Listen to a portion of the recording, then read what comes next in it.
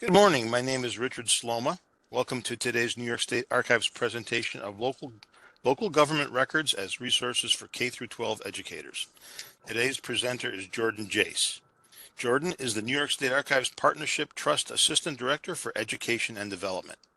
This session is being recorded and will be available for future viewing.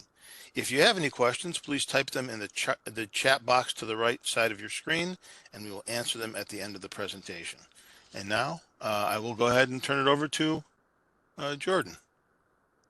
Okay, thank you. As Rich said, I don't know how many of you out there in the virtual world there know me. I'm sure I know some of you.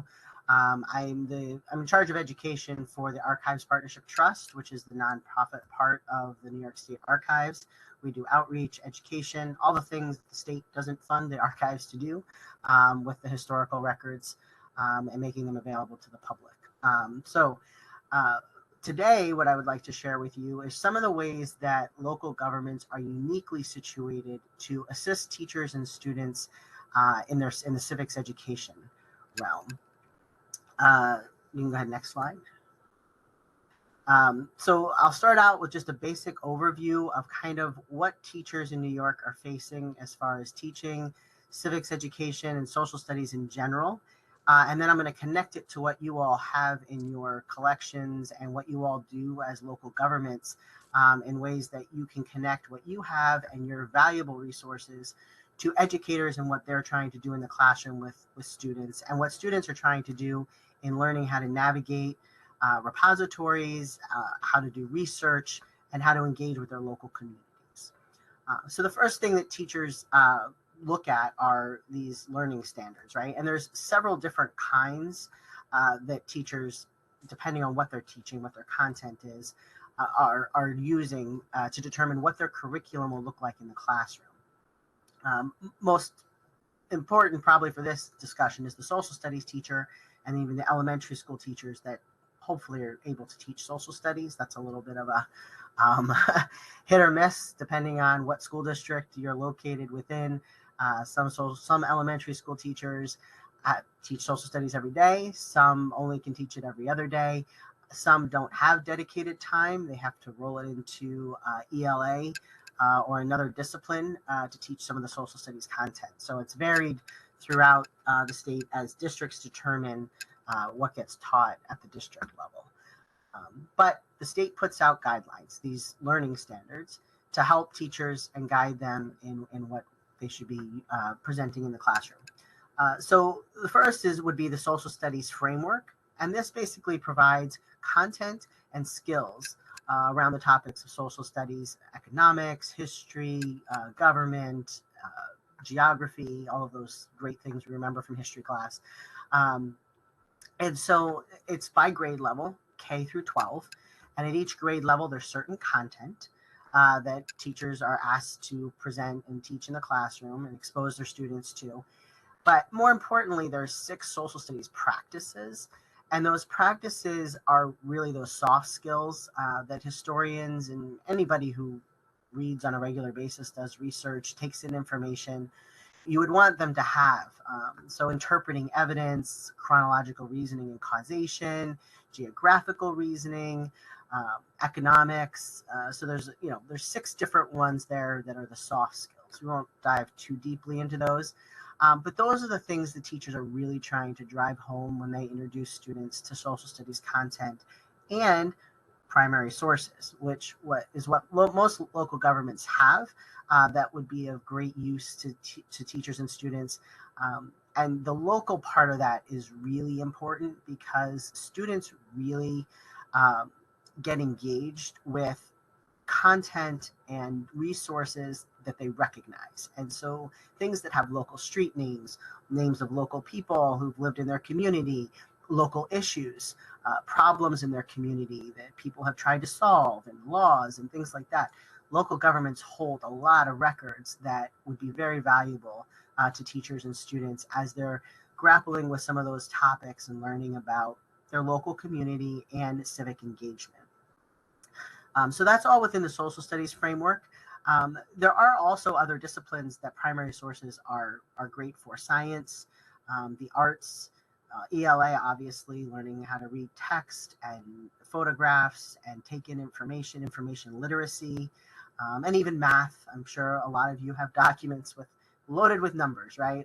Whether it's data for on local issues, or census records, things like that. There's a lot of opportunities for math work using primary sources, economics, things like that.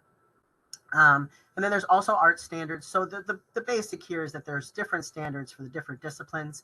And then there's those literacy standards, which are the ones that, every teacher is striving to teach their students regardless of the discipline that they are focused on. Next slide.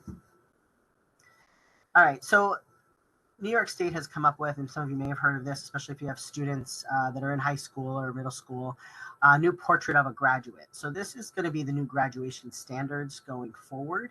And they're still, ironing out all the details, but it gives a big overarching framework for what they're expecting a student who graduates from a New York State high school to be capable of. And so these are really six general areas of proficiency that students must demonstrate in order to receive a high school diploma. Next slide. And these are the six areas. And you'll notice there's a link at the bottom. That's where you can learn more about the New York State Portrait of a Graduate. But what I want to do on this slide is just, kind of quickly take you through the six and kind of show some of the connections to what you would hold in a local government. Excuse me, I'm just getting over some illnesses. What you as a local government would hold that would be of use to teachers and students. So academically prepared, kind of self-explanatory, but a foundation in those learning standards, the content, the skills necessary, to go on to college or a career, and also to be active, engaged participants in their local communities, local, state, national, and global community, right? So that's the goal, is to produce, to give students everything they need when they graduate to go on to do all these other things. So skills and content knowledge. Creative innovator, so imagination, curiosity, being flexible and thinking about how to solve problems and issues in their local communities and in larger communities as well. Looking at evolving circumstances and challenges. A lot of local governments have documents related to problems in their community, solutions that have been tried over time, whether they've worked or not. You could think about, maybe local water issues, access to water, and some of the things that have been, you hold all of those records that students can dive into, learn about the process. How do people come up with possible solutions? What is the process for enacting a possible solution to a problem? What problems still exist in our community? A lot of your records lend themselves to that kind of topic research that can really be crucial for students to understand how being creative and innovation works when you're trying to help people in your local community. Critical thinker. Primary sources are great for this. Just looking at how people have thought about things, what things people have done in their communities, the patterns. Excuse me. And this is across multiple content areas, right? So think science, environment, government and civics, education. Like there's lots of different areas of study that primary sources lend themselves to. Effective communicator, so communicating ideas. So this would be more on the lines of what they find, in their research. How do you communicate and put that information out there?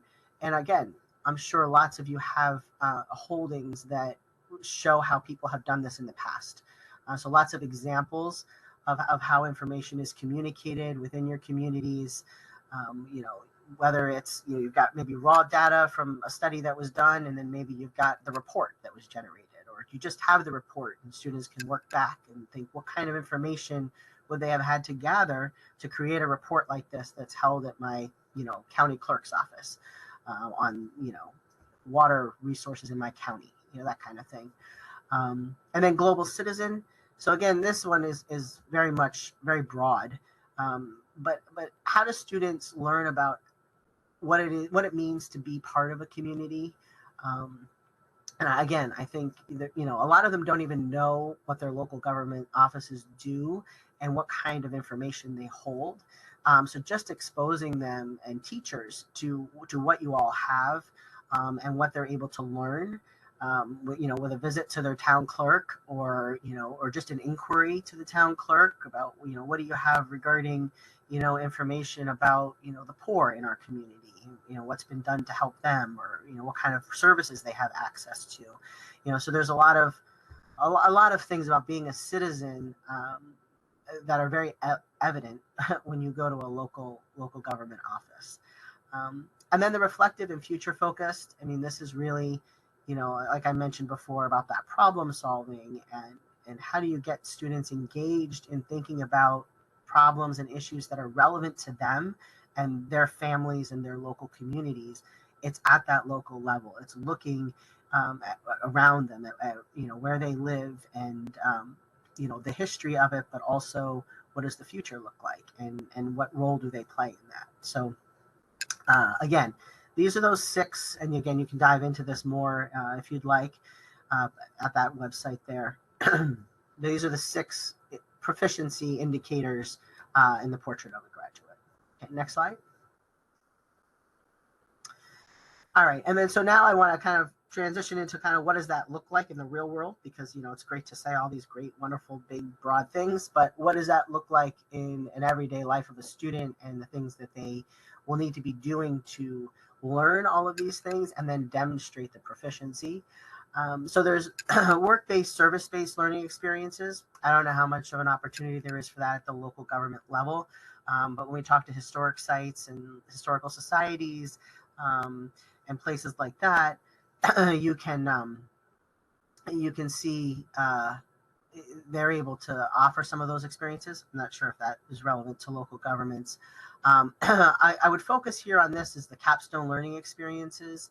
And this is that opportunity for students to do research into local topics. The senior capstone learning experience asks them to identify a problem in their community and propose a solution, a possible valid solution. So that would involve a lot of research into what that problem looks like in their local community, and what has happened in the past, and what the current situation is, and then proposing something for the future. And I think local governments really have a lot of resources that lend themselves to that part of the portrait of a graduate. And then you can, again, look at more of these, but these are the basic translations to like real world experiences. All right, next slide. Okay, so this is just what it would look like for a student, right? So here's a student who's ready to graduate. What have they done? There's a seal of biliteracy, so that's learning multiple languages, showing proficiency. A capstone project, locally developed capstone project. So the districts, and this is where local governments could also help when districts are creating these projects for students, helping them understand what resources are readily available in their local community through a local government. The student completed the English course. They did a CTE program in digital media communications. They passed the ELA exam. So exams still play somewhat of a role, but they're really pushing students more towards real-world learning experience and project-based learning, and then the internship or at a community paper. So just a couple of examples to kind of get in your head what this like real-world kind of experience would look like. Next slide. The Seal of Civic Readiness is a specific seal for social studies. So this gives students an opportunity to earn this seal, and they have to earn so many points, and doing certain things are worth so many points to add up to the total you need to graduate. And they can kind of, the local districts determine kind of what options are available to their students.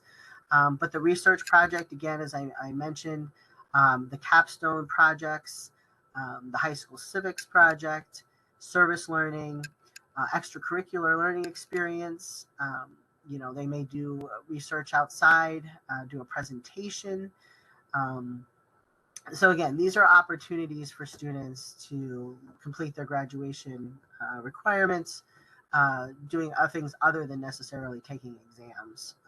And so I just wanted to make it clear kind of what the teachers are looking at, what districts are looking at when they're going out into their community and looking for partners for civic engagement and to teach civics.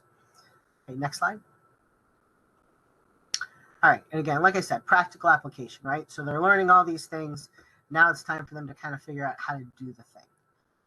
Next slide. So one of the important things is, and this is what I'm going to dive into the most of this presentation, is the connections to the curriculum. Like, what does this look like for a local government? Looking at the records you have, where's the relevancy to what teachers and students need to be exposed to and engaging with? So some of the statewide initiatives, this New York State 250th commemoration, that's one of the things that kind of gives big overarching ideas of revolution and what that means to us as New Yorkers, and connections to local history and around the topic. And then we have a junior here for our New York Archives magazine, where again, we're trying to take, more of these adult documents, topics, and bring them to a level of upper elementary and middle school for students to engage with some of these primary sources. So those are just a couple of examples of kind of a statewide initiatives that you can use to kind of see examples of how you could fit primary sources into your local communities and your students within your area. Okay, next slide. And again, I've mentioned this multiple times, but the student research really is like a great connection. History Day is one of those competitions that students do projects for. Some schools have History Day programs.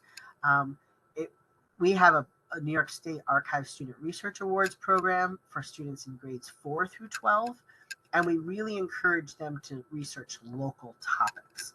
I mean, we really get a lot of not local topics, which is unfortunate because I think teachers and students don't realize the resources that are right in their backyard. And so the goal would be to get teachers and students coming to historical societies, but also their local governments and doing research, learning about history topics at the local level, and generating research projects that speak to those local experiences and that local history. All right, next slide. Okay, so how can you all connect with teachers, which I know is why you're here, right? So one of the things that we have here is Consider the Source New York. I don't know how many are familiar, but this is an online resource. It's free, available to anybody who wishes to access it, geared towards K-12 educators. And I'm the manager of this. We created this as a place. It's like a portal into primary sources that have been curated specifically for the K-12 audience. So teachers can come on here and look for primary sources from repositories across the state, and also we have things, national repositories and actually some international as well, on any topic you can imagine that they're looking to teach students using primary sources. And it's free to contribute to this. So as a local government, if you have, a record or two, and I'm going to show you some examples, that you would want to contribute, you just send us a scan and whatever metadata you have that you want to go with it, and we upload it for teachers to access. On this website, teachers can browse thousands of primary sources, so can students. Only teachers create accounts, which are free. And when they do that, they can then create learning activities using any of the primary sources that are on the website. They also have an option to upload their own. So say they find a great document on the Revolution, but they also have a great one they like to use in the classroom. If they have a JPEG of it, they can upload it to their learning activity. It only appears in their learning activity, not in the browse side. But it really gives teachers a lot of flexibility to create learning activities, and then they can share them with their students through Google Classroom or just by sharing the link with their students. The students can complete the lesson online and then save it as a PDF and send it to their teacher, or the teachers can print them out and use them in the classroom. It's very flexible. They can right click on documents, pull them into a Google slide deck or a PowerPoint or a doc or a Word doc, create a worksheet. It just really makes it easy for repositories to get their documents into the hands of teachers in a way that teachers have the flexibility to use it however they would like in their classroom. It's compliant with the privacy laws in New York State, so we don't have any issues with that. And we've got over 2,100 teachers now that are using it, that are registered users. We get about 5,000 users a month currently, which has grown over the last couple of years. It's been live for about 3 years now. So anyway, so this is a great way, if you would like, that you can put primary sources out there. It's also a great place for you just to browse to see what kind of things teachers are using and how they're using them in the classroom. That might give you some ideas on how you could do some outreach to your teachers and students in your local communities. Next slide. Okay, so local government records. I should say that Consider the Source originally started out with mostly New York State Archives documents, obviously, since that's where we are. But we've done several grant projects since it's been live, and one was a diversity and collaborative knowledge project that we did across New York State, and a lot of repositories contributed documents through that program. We are now hosting also a resource for state ed on teaching the Holocaust. So a lot of documents have been added through that project as well. So there's always ways that we're adding. And then whenever a repository reaches out to us and says we have some documents that we'd like to put on Consider the Source, they send them our way and we upload them. It's a pretty simple process. So some of the connections, here's some ideas for some things that you all hold in your local repositories that would be great for educators and students. These are ones teachers are already using in the classroom with their students and topics that students are already doing research and interested in learning more about. So local government records, here's some examples. This is not comprehensive, obviously. I'm sure some of you have a document that no one else has that wouldn't fit into any of these categories. So just keep that in mind. But maps are always a fantastic way to engage students, especially local maps. And obviously, there's pretty much maps for just about anything you can imagine. So thinking about maps as tools for teaching and engaging students in local history and civics is a great thing to keep in mind. Wills and estate inventories. Some of you have these, some of you don't, but these are a great way just for students to get a snapshot of what life would have looked like in your community at a certain point in time. We have a few on Consider the Source that have enslaved individuals listed on estate inventories and in wills. So there's a way for teachers to kind of teach about enslavement in New York through primary sources. Criminal dockets. I'm going to show you an example of one. These can be fascinating. What types of crimes were people being convicted of in your local community, and what were the sentences? And some of the sentences are pretty outrageous. So again, another way of kind of maybe a student's going to do a research project on kind of how criminal behavior has changed in their community over time, or how punishments have changed, convictions have changed, and what the consequences are over time. Those types of things are some of the things students might be looking at, looking for primary sources to help them do their research. Urban Renewal Project records. I know these are like hit or miss, but you may have just a couple of things that, not a full collection, but maybe you've got a report. The Urban Renewal Project was done in your community. Teachers are really interested in this, so are students. I mean, the communities they walk out their door to every day are often a result of an urban renewal project. There were 96 in New York State. We have several documents on Consider the Source now on urban renewal, and would love to add more for different communities across the state. Town planning board records. I'm going to show you an example of a letter that came from a town planning board that was mailed into them. But things you wouldn't normally think of, right? But like if an issue in your community and it's before the town planning board and people write letters, people make presentations, like there's all sorts of things that happen that are of public record that, would be of use to teachers and students. Letters, manumissions. I know not every community has these, but I'll show you some examples that we have from some local governments of, enslaved individuals who were freed by their enslaver, so manumitted, often found in local government offices, town records. Census records, a lot of county clerk's offices have those. There's a lot, any topic you can think of, you could do a research project on census records. I love census records. It's like historical stalking, but they're a great record, and students love them. When they figure out what they are and how they can follow people and see, how people's lives changed and what happened to them, census records are a pretty big hit. Artifacts, there's an example here of a sash from an emancipation celebration in Jordan, New York, that came from their local historian, which I think he's within the local government, so it's all kind of combined there. And I met him through that Diversity and Collaborative Knowledge project, so he was super excited to get some of the things he has in his local community out there for his teachers to be able to use. And photographs, another example. You can have photographs that come from different contexts. A lot of the urban renewal records have photographs of what the houses look like that they were demolishing. So just, all sorts of possibilities. Next slide. Okay, so maps. So here we have a couple of examples. There's one from the town of Skodak, from the town clerk's office, just showing what the local community looked like, certain snapshot in time there.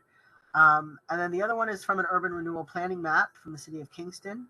The Ulster County Hall of Records has their urban renewal records. But the teaching connection, I'm going to have this for each one just to give you some ideas, like the environment, change over time. Maps are great for that. Civic engagement, I remember a story of a local community. They were doing a road project, and they looked at more current maps, but come to find out, if they had looked at the one from the 1700s, they would have realized there was a burial ground where no one had known there was one. And one of the engineers happened to think, well, let's look. And, it made all the difference, because they ended up not, knowing it was already there, and then being able to make a decision. So just the knowledge that these resources exist, and to think to even look, and do a search to see if it's there, you're instilling in students a sense of local knowledge, but also a commitment to their local community, and knowing where to find the information.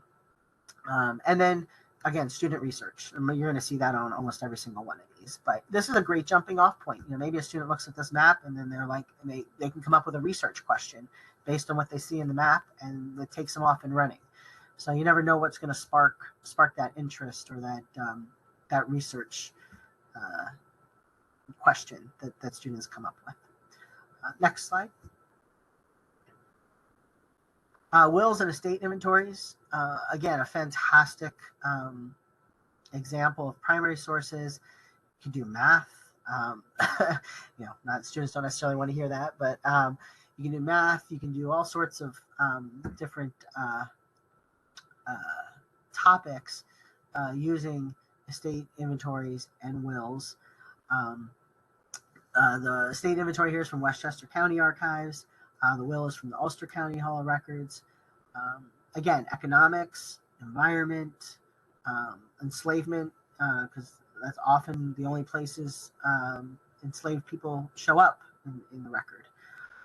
And then change over time. So seeing what people are willing, to their family in 1700s as opposed to the 1800s and then the 1900s. Like, there's just all these different things that you can compare and contrast. you know, treasure trove of information. Next slide. Our criminal docket. So this one's also from the Schodack Town Clerk's Office. And this one is for an individual who was disorderly.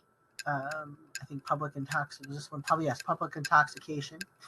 I think most interesting for students would be what the sentence was: imprisoned at hard labor for 180 days. So, you know, and this one is from the late 1800s, but just that this was an issue in the community at the time, and that they had a, you know, a system and a consequence for behavior like this.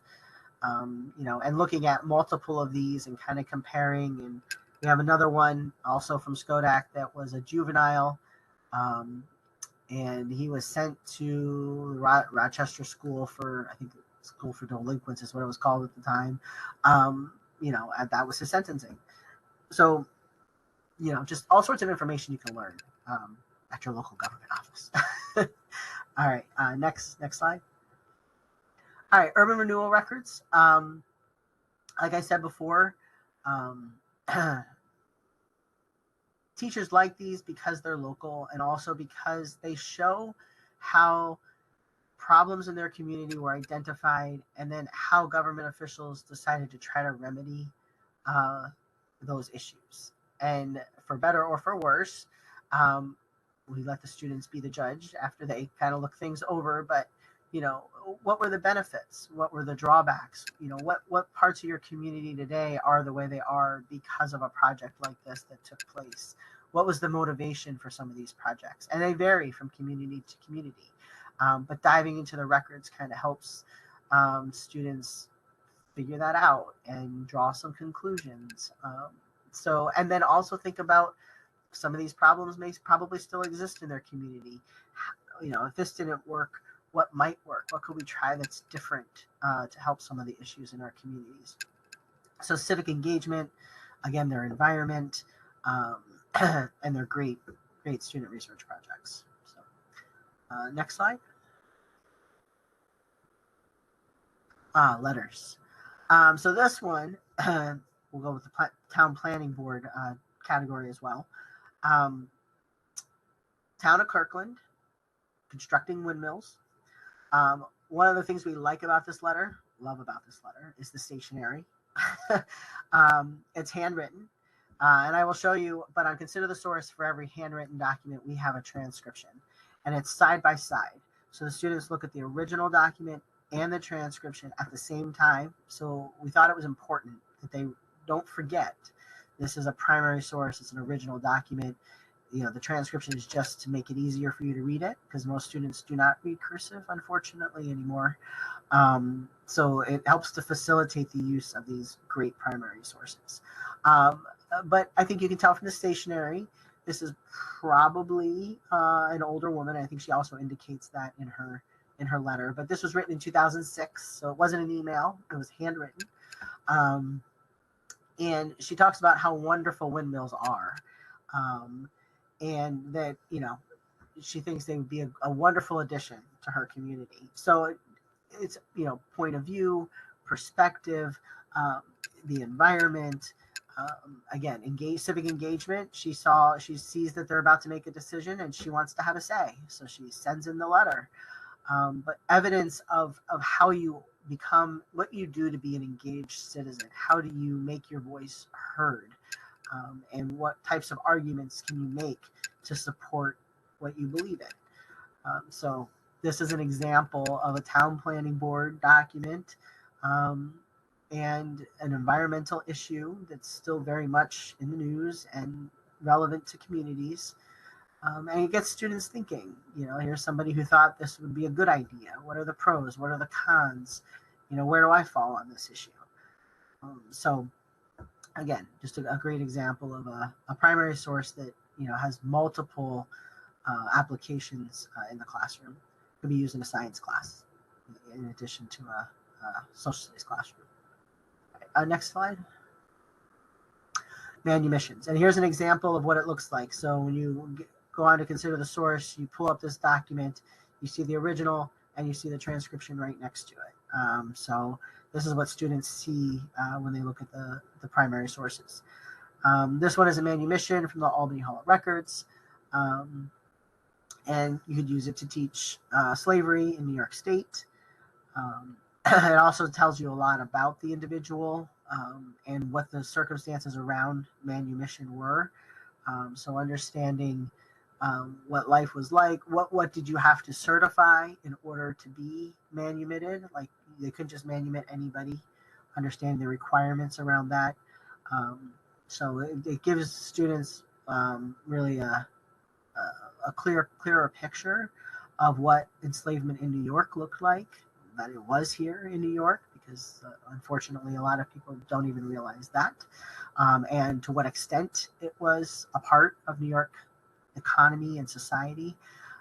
These documents help to make that more real for students. And teachers really like to use primary sources because, especially if they're in an area where maybe some of these topics are more controversial and they are worried about getting in trouble maybe for addressing some of these topics, when they've told me when they bring in a primary source, the source speaks for itself and the students can make the interpretations, and the teacher is more of a guide and not telling the students what to think, but just exposing them to some of these records and evidence, and helping the students evaluate them and analyze them and think about them.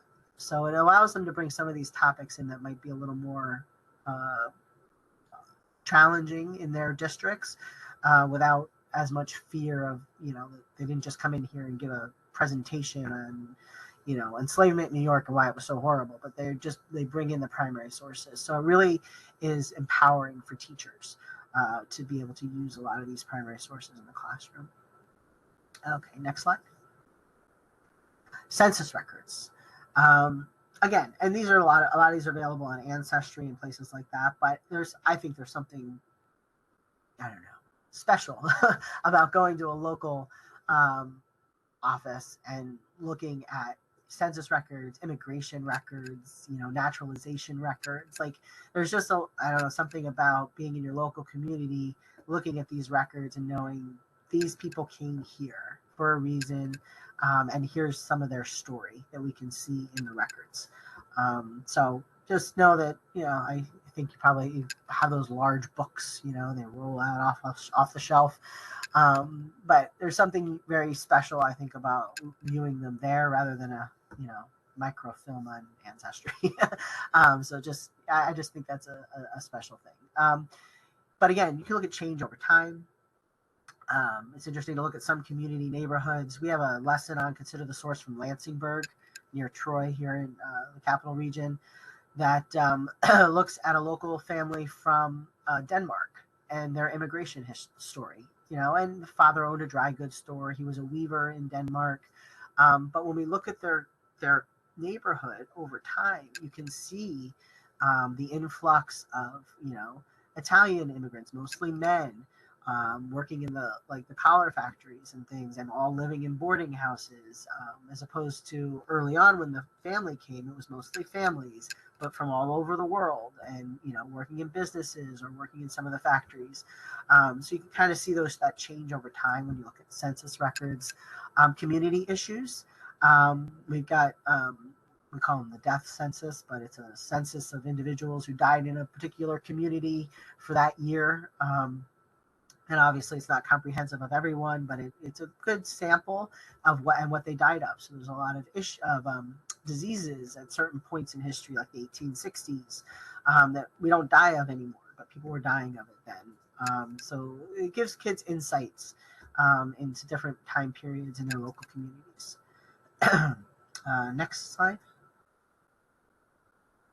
That brings us to the end for questions. So hopefully I gave you a good idea. I tried not to overwhelm you with too much of the information of what teachers are looking at, but I wanted to give you enough that you kind of understood the civic engagement is really huge in New York now for graduation, and they really want teachers and students focused on their local communities, learning how to engage with their local communities, and learning how to be good citizens and responsible citizens who feel ownership in their communities. So, and I think primary sources and the things that you all hold in your local governments really lend themselves. I've been doing this for, I was a teacher, but I've been doing this work for, I don't know, close to 15 years now. And, teachers are so grateful when they learn that these resources exist and how easy it is for them to access them. And I know you all are very eager to share what you have. And I think this is a fun part of your job and what you all do, that, you hold some of the greatest things that we can read and learn about, what our local communities are like, what they were like in the past, and how we can be, better partners and better, citizens engaged in helping everyone in our community and, planning a better future. So that concludes my part of the presentation. All right, Jordan, I just wanted to check here some of the questions. I wanted to note here that we have the honor of having Regent Brian Christ of the State Board of Regents on, making a comment here, just saying, appreciate all of you presenting or attending today. Incorporating and taking advantage of these kinds of local resources is very important to me. It is why I'm here, and hope today's program is helpful for everyone. So that was very nice of Regent Christ to post that and to be here with us. Also, we have Sue G says, perhaps this will be addressed as we go along. Are there lesson plan templates to download and plug your local content into keyed to learning standards / curriculum? This would be very helpful for non-educators. So when you go on and consider the source, we have 5 different learning activity types, and you can see the ones that have already been created. We do have a template. So when if you were to create a learning activity for interpreting the evidence, we have pre-populated questions, which are the basic sourcing questions that you would want every student considering when they encounter a primary source. But then you can add questions, you can take out questions, and you can create an account as a local government or an individual, and create learning activities. If you want them to show up on the browse side, though, you would need to send them to us. If you create a learning activity and you upload them as a JPEG, teachers will be able to find it if you make it a public learning activity. But those primary sources won't show up on that browse side of the website. They'll just show up within that learning activity. Okay, I have a question here from Jim. Are items in Consider the Source also in New York Heritage? A lot of them are. We partnered with the Empire Library Network and all of the library resource councils when we did our Diversity and Collaborative Knowledge project a few years ago. And so when we did that, part of it was a digitization project. So we got an IMLS grant and it helped with digitization. And so they helped us identify places in the local community that needed records digitized. And so part of that deal was the bulk of the record, like the whole thing, would go up on New York Heritage, and then we would hand select out the ones that would be relevant for K-12 educators and put those on Consider the Source. So there is quite a bit of overlap between, but not everything that's on New York Heritage is on Consider the Source, and not everything on Consider the Source is on New York Heritage, but there is quite a bit of overlap there. Okay, thanks, Jordan. We have a question from Margaret. Can New York State municipal historians sign up for Consider the Source? Yeah, so when you say sign up, if you mean create an account, yeah, anybody can create an account. It's free. And you could, like I said, create learning activities, but your primary sources will only show up there on the learning activity. But anybody can participate and Consider the Source as a contributing repository. So if you have documents that you would like, you can reach out to me. And we will get them up on Consider the Source. And then you can also create an account, and then you could go in and create learning activities using the primary sources we uploaded on the browse side for you. So there's a couple different ways to do it, but it's open for any repository can submit documents to go up there. Okay, have a question here from Ellen. New York Folklore is developing curricula with the Library of Congress's teaching with primary source materials. Can a completed curriculum be uploaded to Consider the Source? Yeah, so we have a couple different ways of doing that. Like historic Cherry Hill, Schuyler Mansion, and the Underground Railroad Education Center partnered to do some pre-visit, post-visit curriculum. They had a grant, and they wanted to put it all up on Consider the Source. So what we have is we have a featured collections page, and so if somebody has more than one thing and it's kind of more comprehensive than just a learning activity, we do have a way of giving you a landing page that would have all of those pieces. So if there's like PDFs or slide decks or something that you want to provide access to that's not a primary source in addition to the primary sources, we do have a way to do that. We can work with you to do that. Okay, have a question here from Carolyn. I am a part of the LHRIC. Is the portrait of a graduate skill set being addressed now, or is this for when the New York State Regents will no longer be required? No, it's being incorporated now. So this is something that's been sent out. The Regents just approved it this past, I want to say September. So they did just not September. Well, it was just just within the last few months. They did approve it. But as far as implementation of it, I think that's an ongoing thing. So, but it's been sent out to the districts as the new portrait, the new way to think about graduation requirements. Um, the Regents exams still happen, and they can still be used as part of your graduation requirements. I'm not sure what the future holds for that. I'm not in those conversations, but I do know that the portrait of a graduate is what was put out as the kind of the new standard for graduation standards. Okay, thanks, Jordan. We've got still about 8 or 9 minutes left. If anybody has any additional questions, we're all caught up.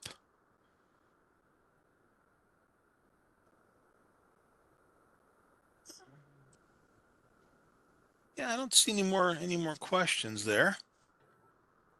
So Jordan, perhaps a few, and I was going to let everybody know too that of course this webinar, as with all of our webinars, is being recorded, and you can watch it at any future time, or you could perhaps present it to other educators who may be, or town clerks who may be interested in this information, municipal clerks.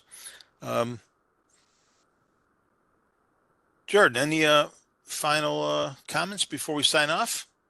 No, I guess I would just say don't be afraid to work with teachers and students.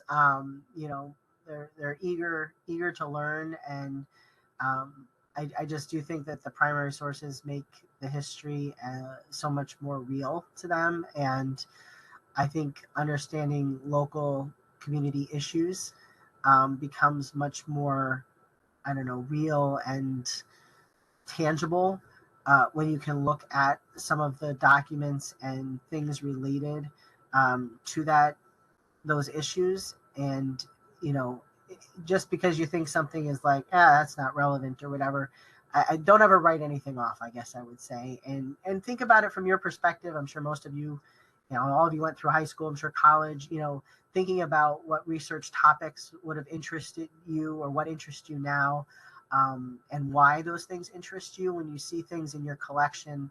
um, just maybe have an eye towards, how might a teacher or a student, use this, or why might this be interesting to a teacher or a student.